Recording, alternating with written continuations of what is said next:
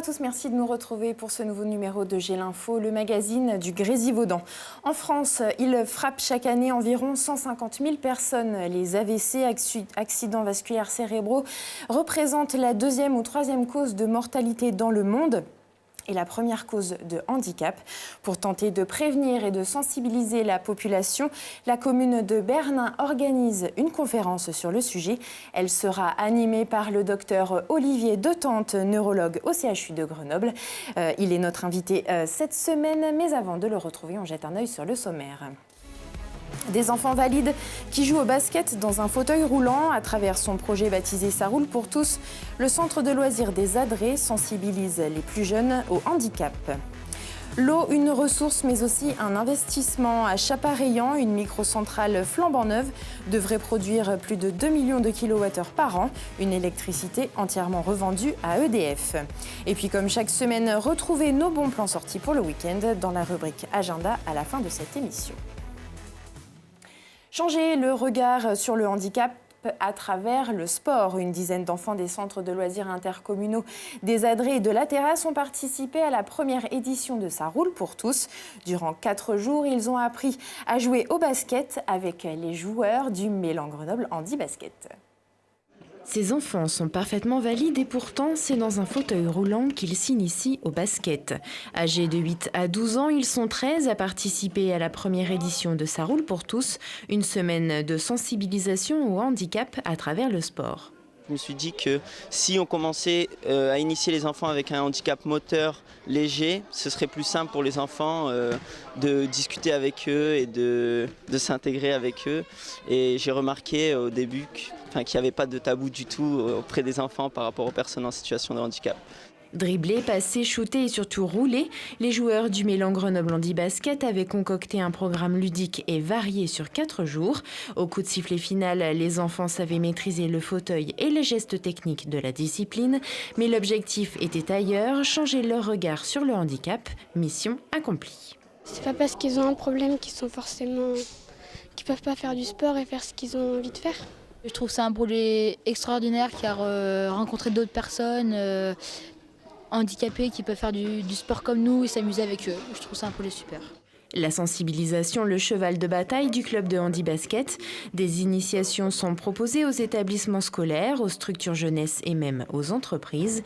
Fauteuils et paniers amovibles sont prêtés par le club et 2 joueurs encadrent les séances qui se terminent toujours par un temps d'échange pour lever les barrières. La barrière, c'est le fauteuil, c'est le handicap, une jambe en moins, quelque chose. Et c'est juste parce que c'est quelque chose de nouveau et qu'on ne connaît pas.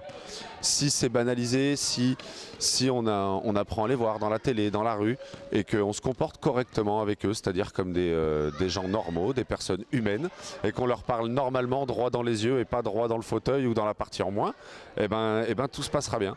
Valide contre handicapé, au terme du match, tous les enfants ont gagné. Une expérience que le centre de loisirs des Adrets souhaite renouveler dès l'année prochaine. Des personnes âgées de l'EHPAD du Versou ont également participé au projet à travers une initiation au volley et au basket adapté. Produire de l'électricité, non pas pour la consommer, mais pour la vendre, c'est l'idée de Chapareillan. La commune de 3000 habitants vient de se doter d'une microcentrale hydroélectrique. Montant de l'investissement, plus de 3,5 millions d'euros. Les explications, Mathias Araez. Après 29 ans d'attente, la microcentrale hydraulique de Chapareillan est enfin sortie de terre. Avec les changements des différentes municipalités, le projet est resté pendant de longues années enfoui sous les dossiers avant d'être relancé depuis les dernières élections. Quand nous sommes arrivés en 2014, nous avons pris la décision de continuer le projet. Donc nous avons fait des modifications puisqu'il y avait il était prévu une microcentrale basse que nous n'avons pas faite parce que premièrement elle était trop près des habitations et deuxièmement les recettes étaient incertaines. Cofinancé par la mairie, l'Union européenne et l'Agence de l'eau, le projet connaît de profondes modifications et notamment une qui le rend singulier. La particularité de la microcentrale, c'est qu'on est sur une alimentation en eau potable. Donc on turbine de l'eau potable qui est captée sur la source des éparts. À l'année, la microcentrale devrait produire entre 200 et 230 000 euros d'électricité, une rentrée d'argent non négligeable pour la commune de 3 000 habitants. Et un contrat garanti sur 20 ans a été signé avec ERDF pour fixer le prix de rachat du kilowattheure. Une autre centrale hydroélectrique pourrait sortir de terre, cette fois dans le hameau du Boussan sur la combe de Lancé, mais les porteurs de projets ont besoin de vous. Un appel au financement participatif a été lancé sur la plateforme Lumo. Le montant à atteindre est de 150 000 euros via des obligations d'une valeur nominale de 50 euros. Si vous souhaitez en savoir plus sur le projet et participer à son financement, n'hésitez pas à jeter un œil sur le site www.lumo-france.com, projet Boussan. Chaque année, 150 000 nouvelles personnes sont touchées par un AVC et environ 30 000 en décèdent. Le 21 novembre prochain, la commune de Bernin organise une conférence sur le sujet. Mais un AVC, c'est quoi exactement et surtout, comment peut-on l'éviter? On va tout de suite rejoindre mon invité pour en savoir plus.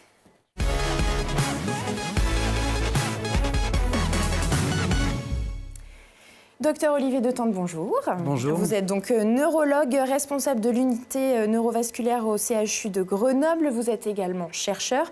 Alors d'abord, pouvez-vous nous expliquer exactement ce qu'est un AVC ? Alors ce qu'est un AVC, c'est un accident vasculaire cérébral donc qui touche le cerveau ou parfois la rétine de manière très brusque sous deux types, soit une artère qui se bouche comme un infarctus du cœur, c'est un infarctus du cerveau, soit une artère qui se rompt et c'est un AVC hémorragique.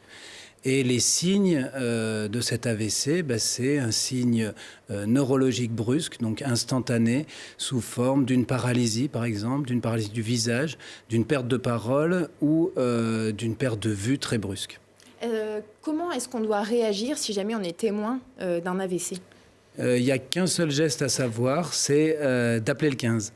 Appeler le 15, mettre la victime en PLS pour les problèmes éventuellement respiratoires, mais surtout appeler le 15 pour que le patient soit transporté le plus vite possible. Donc c'est le médecin régulateur du 15 qui va choisir la destination pour aller vers une unité de soins intensifs neurovasculaires pour prendre en charge le plus vite possible et limiter dès les premières heures la lésion cérébrale. Oui, parce que justement, le temps est très important. Pour éviter le temps est extrêmement important. On a des traitements efficaces allant jusqu'à 6 heures après le début des signes. Et chaque minute, par exemple avec une artère bouchée, donc quand il y a une perte d'oxygène dans une zone, chaque minute compte pour 2 millions de neurones perdus. Donc le chronomètre fonctionne à la minute près. Donc vraiment un seul geste, appeler le 15 et aller après le plus vite possible. Alors comment, une fois dans le bloc opératoire, comment on fait pour soigner un AVC ? Alors, on ne va pas dans un bloc opératoire, ça ne s'opère pas. Pour soigner un AVC ischémique, un infarctus cérébral, une artère bouchée, il faut la déboucher.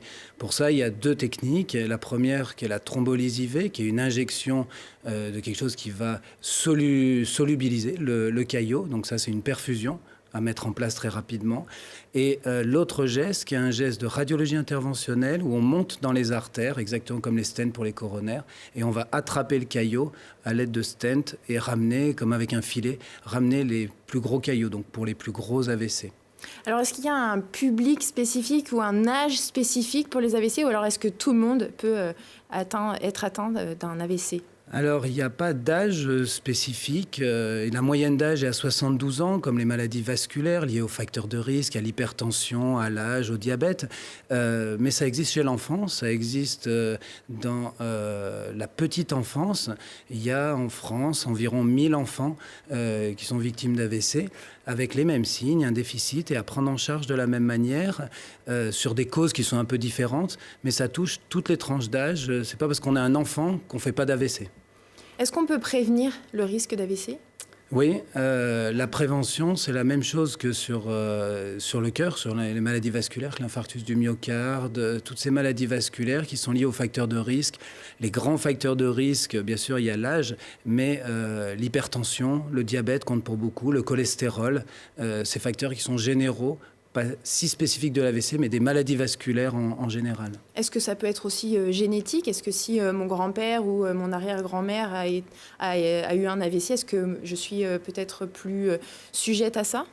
Oui, il y a une tendance familiale. Il y a quelques cas très rares de maladies génétiques donnant des AVC, mais il y a une tendance familiale, comme pour l'hypertension, comme pour l'infarctus du myocarde, quand on a des malades vasculaires, que ce soit du cœur ou du cerveau dans la famille, et notamment à des âges jeunes, on a plus de risques. Donc il y a un risque familial, il n'y a pas un gène de l'AVC, mais il y a un risque familial.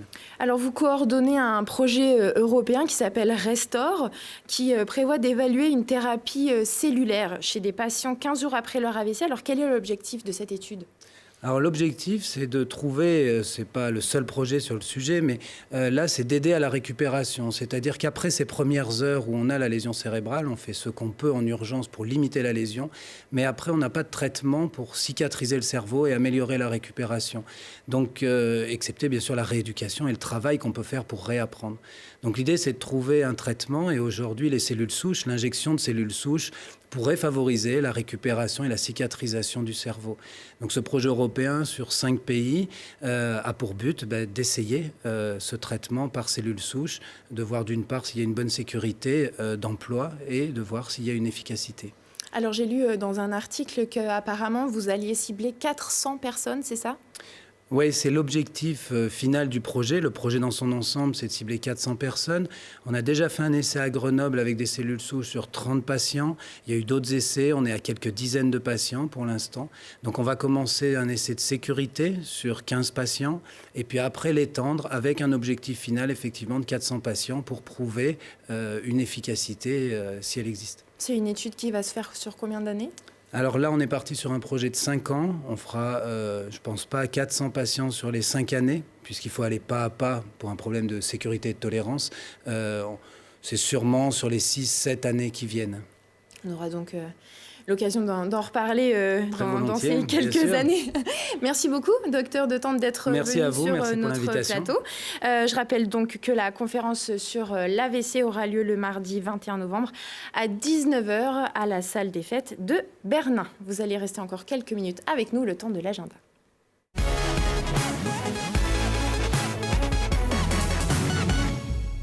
Il sera seul avec vous, ou presque. Vendredi, Michel Drucker ouvrira son album de photos souvenirs à l'Agora. 50 ans de carrière, de rencontres et de complicité avec des chanteurs, acteurs, sportifs et hommes politiques, balayés en 1h30.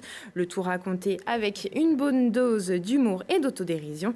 Alors vivement vendredi, la soirée débutera à 20h30. Romans, polars, nouvelles, poèmes, si les belles lettres vous passionnent, ce rendez-vous est fait pour vous. Du 17 au 19 novembre prochain, Écrivain en Grésivaudan revient pour une 17e édition. Et c'est le devoir de mémoire qui sera mis à l'honneur. 3 auteurs partiront à la rencontre du public à travers des séances de dédicaces et des débats dans plusieurs médiathèques du territoire. N'hésitez donc pas à tourner les pages du programme disponible sur le site www.écrivainengrézivaudan.com. Alors si comme moi, vous ne savez pas recoudre un bouton, pas de panique. Samedi au Touvet, Christine Athanase propose un stage de couture libre et accessible à tous. Piquer, broder, découper, tricoter, vous deviendrez des as du fil et de l'aiguille. Les machines seront en plus fournies par le club. C'est ce samedi de 9h30 à 17h30. Les fashionistas apprécieront. Un peu de douceur à présent avec l'ensemble vocal Canson samedi dès 20h30. La salle Vauban du Fort Barreau résonnera des notes de Henry Purcell et John Blow, de la musique baroque typiquement anglaise du XVIIe siècle. Le chœur interprétera les funérailles de la reine Marie accompagnée d'un quatuor instrumental. Voilà, c'est la fin de ce J'ai l'info. Merci à tous de nous avoir suivis. Rendez-vous la semaine prochaine.